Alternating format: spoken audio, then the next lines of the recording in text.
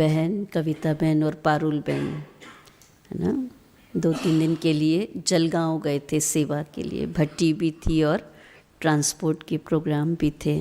और आज सुबह सुबह ही तीनों बहनें पहुंची हैं, तो बहन वहाँ की सेवा का समाचार भी सुनाएंगे। ओम शांति।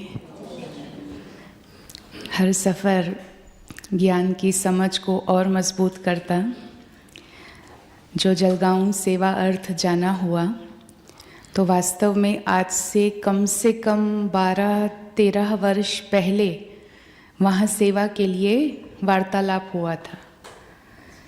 जो महानिमित्त बहन है मीनाक्षी दीदी, पहली बार उनसे बात हुई थी, फिर उन्होंने अपने एक भाई को जिम्मेवारी दी थी और उनके साथ तभी ईमेल बहुत अच्छे तरीके से यूज़ होता था, तो ईमेल पे कई पत्र व्यवहार किए थे, कम्युनिकेशन। व्हाट्सएप भी नहीं था उस समय।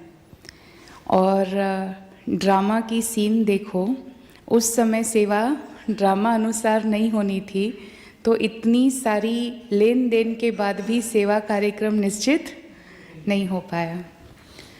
और इस बारी ड्रामा में था कि ये सेवा होनी थी, तो हर चीज़ बहुत ही सहज सेट होती गई। कम समय, कम पत्र व्यवहार और सेवा निश्चित थी तो हो गई। तो सबसे पहले तो जब ये प्रोग्राम बना तो ड्रामा का बहुत सुख ले रहे थे कि जो बाबा कहते आप कर्म करते रहो, बाकी सब कुछ होना तो ड्रामा अनुसार ही है। तो इस बात को इस यात्रा के दौरान, यात्रा से पहले ही इसको महसूस किया। वहाँ पर उन्होंने 1 दिवसीय ट्रेनिंग और साथ साथ एक बाहर वालों के लिए प्रोग्राम और साथ साथ ब्राह्मणों के लिए भट्टी, तो इस प्रकार से उन्होंने सारे कार्यक्रम को ऑर्गेनाइज किया था। ट्रेनिंग में विशेषता ये देखी कि अधिक से अधिक टीचर बहनें, जो भी उनके कनेक्शन के सेंटर्स थे, तो अधिक से अधिक टीचर्स बहनें ट्रेनिंग में आई हुई थी। भाई भी थे, कुछ एक माताएं, परिवार में रहने वाले भाई वह भी थे, पर मेजॉरिटी संख्या टीचर्स की थी। और क्योंकि इतने वर्षों से थोड़ी बहुत सेवा वो एसटी वगैरह में किया करते थे, पर विशेष रूप से ट्रांसपोर्ट की सेवा नहीं की थी, तो सभी को लगता था क्या करेंगे कैसे करेंगे, ये सेवा क्या होती है, हमें तो इस विंग के बारे में कुछ भी पता नहीं है।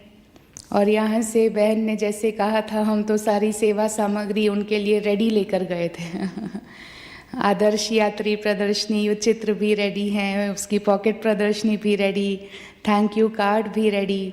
तो सब रेडी मिल कर के, रेडी देख करके उनको इजी भी लगा और अच्छा भी लगा। बाहर के प्रोग्राम में भी हमने देखा वहाँ के भाई बहनों ने खूब मेहनत की।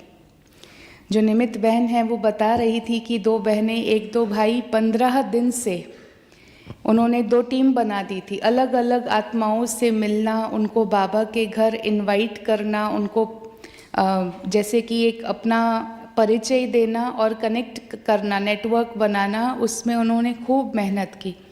और फिर जो प्रोग्राम हुआ वो भी बहुत अच्छा हुआ, सभी ने बहुत ध्यान से।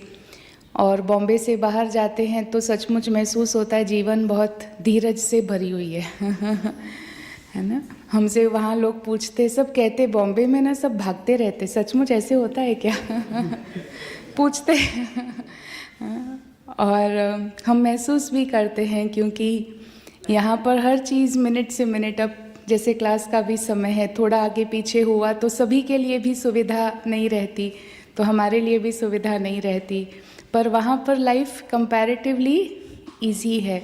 पब्लिक प्रोग्राम में भी थोड़ा समय हुआ, बहुत फुर्सत से बैठे रहे, धीरज से सभी बैठे रहे और हिले नहीं कोई भी। उनको भी आश्चर्य लगा कि इतना रुचि से सुन रहे हैं। और भट्टी में भी जो भट्टी रखी थी, तो गांव-गांव से, दूर दूर से माताएं आई थी, तो वहाँ पर एक दिव्य प्रकाश सरोवर नाम से रिट्रीट सेंटर अभी बन रहा है, तो वहाँ पर अभी कुछ एक रहने की व्यवस्था हुई है। तो माताएं करीब 80-90 माताएं गांव-गांव से अगले दिन रात को ही आ गए थे, वहाँ रहे। दूसरे दिन लोकल जो जलगांव से थे वो सब जुड़े और करीब 500 प्लस भाई बहनों की भट्टी चली। और वैसे जो बाबा कहता है ना कि मैं सारे बच्चों को रोज़ वही मुरली सुनाता हूँ, तो जो प्यार की फीलिंग है वो हर बच्चों की सेम रहती है।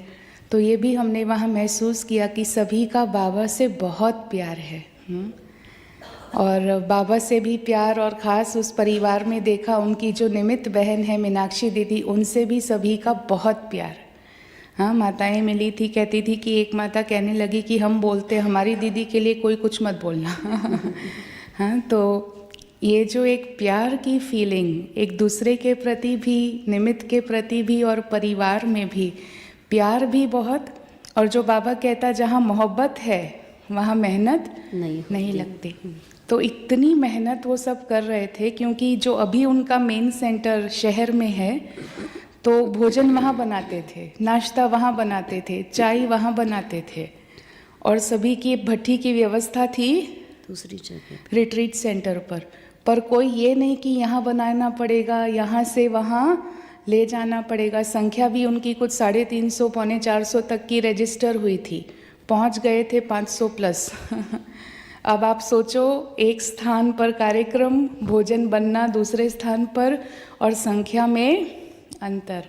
तो भी उन्होंने बहुत मेहनत की और दिल से एक एक मेहनत कर रहे थे। जो मेन सेंटर पे सेवाधारी थे उनसे जब मिले, कहते वहाँ सब भट्टी करेंगे ना, हम यहाँ सेवा करेंगे, खुशी खुशी से। तो ये भी एक बहुत वंडरफुल नज़ारा देखा।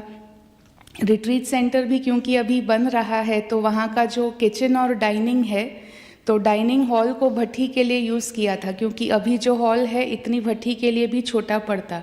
तो उस हॉल को भी, क्योंकि अभी काम पूरा नहीं है, तो जब हमने पहली बार देखा और एक दिन छोड़कर जब देखा, बहुत मेहनत करके उसको भट्टी के लिए उन्होंने तैयार किया।